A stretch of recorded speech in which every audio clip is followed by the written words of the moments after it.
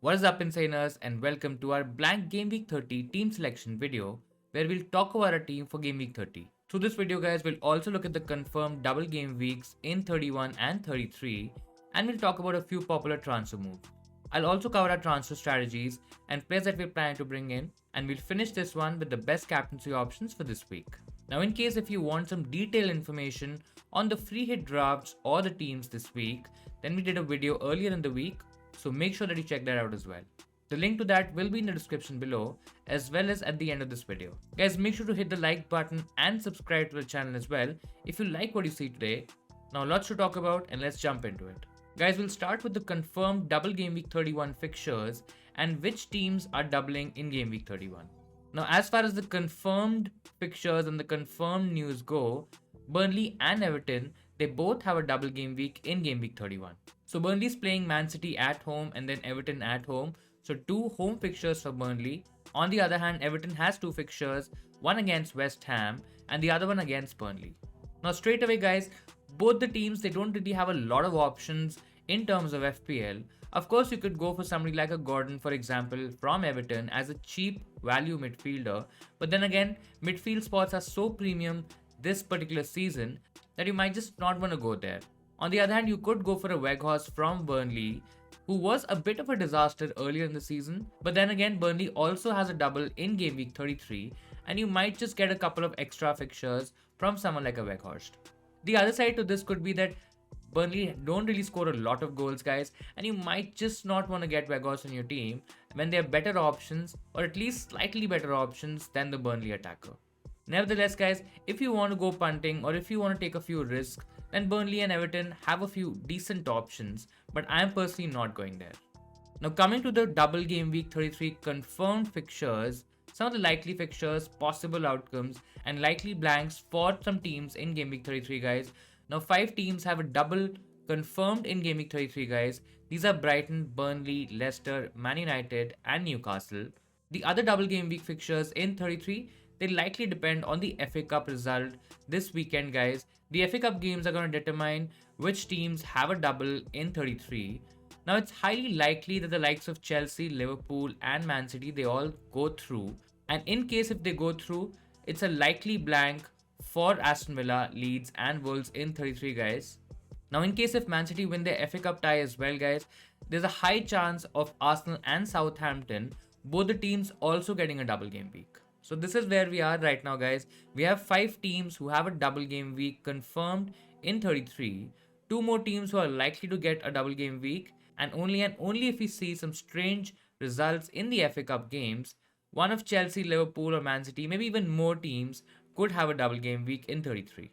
Also, guys, this particular information, this particular side note was available to us through Ben Crennan. If you have not checked out his Twitter channel, his Twitter handle, make sure that you check that out. He's a great person to follow in the FPL community who gives a lot of information about blanks and double game weeks, and make sure to hit a follow to him if you have not done that so far. Now, guys, breaking down this double game week 33 information, you have teams like Brighton, Burnley, even Newcastle, where not a lot of people would be comfortable in getting a few assets from these teams. To be honest, Burnley is still okay because they also double in 31, but then again, they're not a great team and they don't do well from an FPL perspective. On the other hand, you have teams like Leicester and Man United, but again, do you really want them long term? Do you really want Man United assets on a long term basis? Maybe not, and this could be one of the reasons that you might end up playing a free hit if you have one available in game week 33. Guys, playing the free hit in game week 33, that could give you a huge advantage because you generally might not want players from Leicester, Man United, Newcastle, Burnley, and Brighton. And then you don't have to waste transfers on getting these players out of your team to prepare for bigger doubles in 36 and 37. I think if the results go the way they are expected to, there's a decent chance for you to play the free hit in game week 33, get advantage of a few teams, and then forget about those teams till the end of the season. Now, in case if you have both the free hits available, then one in 33, the other one in 36 is a very, very viable option. Now, in case if you also have the wildcard available, using the wildcard to set up your team for game week 36 with a wildcard possibly in 34 or 35 looks like the best way to go. At the end of it, guys, there's no one particular way to play your chips and it will solely depend on your team, but this looks like a slightly ideal strategy. Now, with all that micro talking done, guys, let's move on to our team for Game Week 30 and let's show you what we're doing for Game Week 30 and beyond. Now, this is the team that we have for Game Week 30, guys. There are only 6 players playing in Game Week 30 for our team, especially when Digne is out. I think he's most probably going to be injured. He might not be seriously injured and he might return earlier than we expect him to be. But I think he's definitely not going to play this weekend. And that leaves our team with only 6 players playing this week. So there's definitely one, maybe 2 transfers required to do some surgery to the team. Now in goal we have Ramsdale, guys. He definitely stays. It's not going to be an easy game against Villa. I think it's going to be a pretty tight game. And Villa are very well capable of scoring against an Arsenal defense. So a clean sheet might not be the right result. But I think he will certainly end up getting some save points, especially when we have the likes of Coutinho, Watkins, Ings taking a lot of shots and creating a lot of chances as well. Second player and the only defender, the only playing defender that we have in our team right now, guys, is White. Again, not too sure from not too sure of him from an attacking perspective. I don't think so there's any attacking upside. I don't think so he's going to score a goal, maybe even create an assist. And if you're a White owner, you're mostly dependent on the clean sheet points. I think that could be a tricky bet this week. Having said that, it's not that Arsenal cannot get a clean sheet, but I just feel personally it's going to be a slightly difficult. The other 3 defenders that we have in our team, guys, are Trent, Robertson, and Rudiger. All of them are not playing this week. I don't think so there's any reason to panic or any reason to take them out because the defenders that are playing this week, they don't have a high upside. The fixtures are too close to call. Plus the likes of Trent, Robertson, and Rudiger, they're really good picks in isolation. Somewhere down the line, maybe in 36 or 37, the likes of Liverpool and Chelsea, these teams could have a double game week, could be a bigger double. And I think it makes a lot of sense to hold these players, maybe even complement our defense, with a Chelsea defender or maybe someone like a Cancelo as well. But guys, all that is probably from 31 onwards. In case if you have 2 or 3 defenders playing, in case if you have players like Cash, like White, maybe you have a Wolves defender, I don't think so you need to make any more transfers in. And unless you don't have any Arsenal players in your team, a team who could double in 33, I don't think so you necessarily need to make a transfer in defense. Coming to our midfield, guys, and we have Coutinho, Rafinha, and Martinelli who are playing players for this week for our team. All of them are decent options. All of them have the potential to go really big. But again, the Arsenal fixture against Villa, I think that's a tough one to call. Coutinho could haul big, but I won't be surprised if he blanks. The same could be said for Rafinha as well, guys. Leeds are generally a good team in attack. I mean, Rafinha has done specifically well. Yes, he tries to, or he at least manages to dodge a lot of FPL points for us and the other managers, but I generally feel there's a high potential for Rafinha to do well this week. Yes, Wolves have had a decent defense, they're pretty strong in defense, they try to keep it tight, but I generally feel Rafinha could really go big against the Wolves team. At least with players like Bamford returning, I think the potential for him to get points also increases, and he's a decent pick to go for. Martinelli is another great option, guys. The last game that he played, I think he was absolutely fabulous. He definitely played a lot better than Saka in the double game week 29 fixtures, and I think he's another guy who can really go big this week. So I'm pretty happy with Martinelli. Again, I would not try to make that switch to Saka. I don't think so it's required. Martinelli is starting a lot of games. I know there's a lot of talk about Martinelli probably getting benched, but I still feel Martinelli is a huge part of the best 11 for Arsenal, and I don't think so players like Emil Smith-Rowe will take his position, considering that Arsenal are playing and fighting for the top 4. The other players that we have in our team are Willock and Salah, guys. Both of them are blanking this week. I think Willock is somebody that we would be trying to move on this week, and we'll talk about the transfer moves just in a bit. But Salah definitely stays, guys. I think he's a great captaincy option for most weeks, and he's Mo Salah at the end of the day, right? We're definitely going to keep him. Coming to our forwards, we're only playing as lone striker this week. We're going for Kane. He's also a captain option this week. I think he's a great captaincy option for game week 30. The other 2 options that we have are Adams and King. Again, not very happy with both the options, but Adams could have a double in 33. King I definitely want to get rid of, but he's just so cheap and we don't have any money in the bank. Otherwise, a move from King to a Tony was a viable punt this week, guys, but we won't be able to make that move because we don't have a lot of money. Generally, I think I might just move King for a different, maybe a cheaper asset. Maybe I do Adams to a Broha, save some money there, and I try to upgrade King to maybe a Weghorst or maybe some other striker. But King is definitely going from our team, at least in game week 31, 32, 33. Sometime he'll definitely be out. So that's our team, guys. We don't have a lot of players. We only have 6 players playing this week.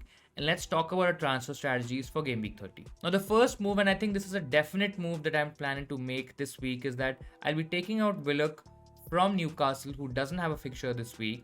And I'll be getting Kulusevski from Tottenham, who's done really well since he's joined the club.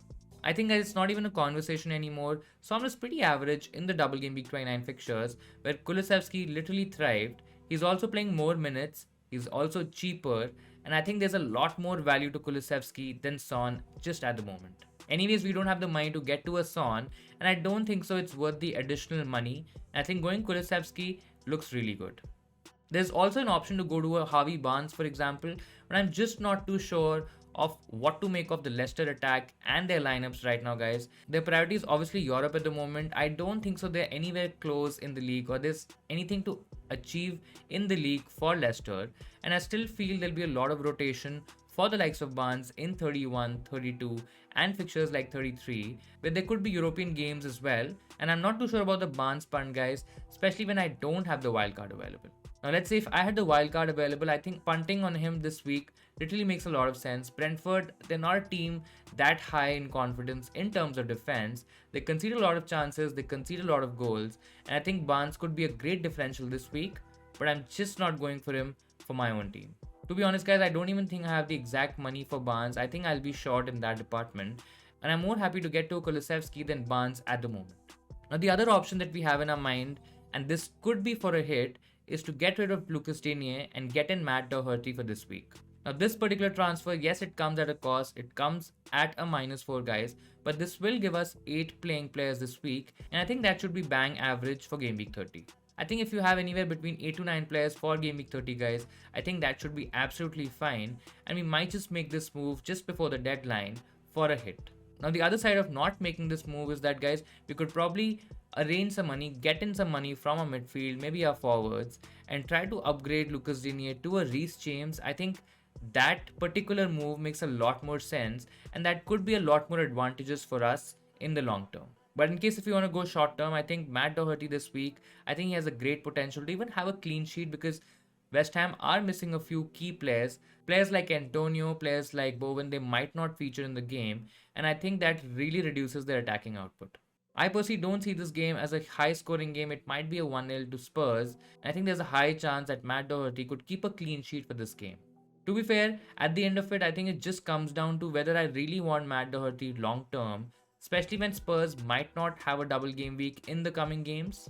I might just stick to James, or might just get in some money or get some funds to probably get to a Cancelo. That also could be a better move long term. So Willock to Kulusevski is definitely a move that I'm making, guys. The second move, I think I'll be able to confirm that on my deadline stream, but probably I'll just be playing with 7 players, and I think that should be okay. Now quickly talking about the captaincy option, guys. I think the most popular captaincy option in game week 30 has to be Harry Kane, guys. He's in great form, he's scoring goals, he's on penalties as well. I think if you really have to target one player, one attacking player from Tottenham, I think it has to be Harry Kane. He looks like he's back in form, guys. He's like the old Harry Kane that we've all seen for so many seasons.